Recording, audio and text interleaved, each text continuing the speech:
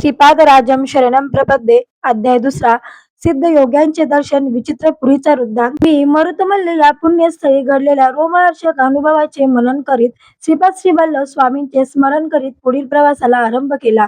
मार्गात अनेक पुण्यमहात्म्यांचे थोर संतांचे दर्शन घेत मी मार्गक्रम करीत होतो. या प्रवासात आश्चर्याची गोष्ट अशी की काहीही न मागता भोजन मिळत असे. पांड्या देशात कदंब वनात जाईपर्यंत माझ्या शरीराचे वजन क्रमाक्रमाने कमी होत होते. या प्रांतात अजीकृत असे शिवलिंग होते. त्याचे मी दर्शन घेतले व विश्रांतीसाठी शिवालयात थोडे वेळ थांबलो. नंतर प्रवास करण्यास सुरुवात केली. मार्गात मला सिद्ध योगींद्र नावाच्या एक महान तपस्व्याचा आश्रम लागला. मी आश्रमात जाऊन त्या महापुरुषाच्या चरणी नतमस्तक झालो. त्यांनी मोठ्या वात्सल्यपूर्ण भावाने माझ्या डोक्यावर हात ठेवला. श्रीपाद श्रीवल्लभ प्राप्तिरस्तु असा तोंड भरून आशीर्वाद दिला.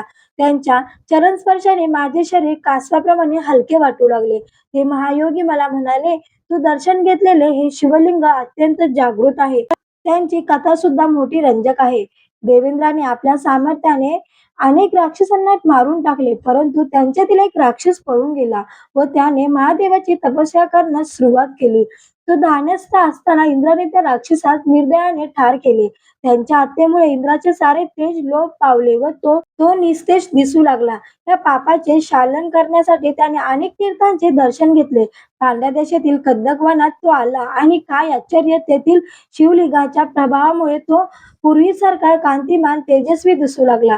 त्याला अत्यंत आनंद झाला व त्या क्षेत्राचे महात्म्य जाणून घेण्याची उत्कंठा लागली. इंद्राने ते वन मोठ्या उत्सुकतेने पाहिले तेव्हा त्या दिव्य शिवलिंगाचे दर्शन झाले. मोठ्या भक्तिभावाने त्याने त्यांचे पूजन अर्चन केले. नंतर त्या स्वयंभूत लिंगावर हे सुंदर असे देवालय बांधले. हे इंद्राने प्रतिष्ठान केलेले शिवलिंग समस्त पापाचे हरण करणारे असून अत्यंत मंगलदायी आहे.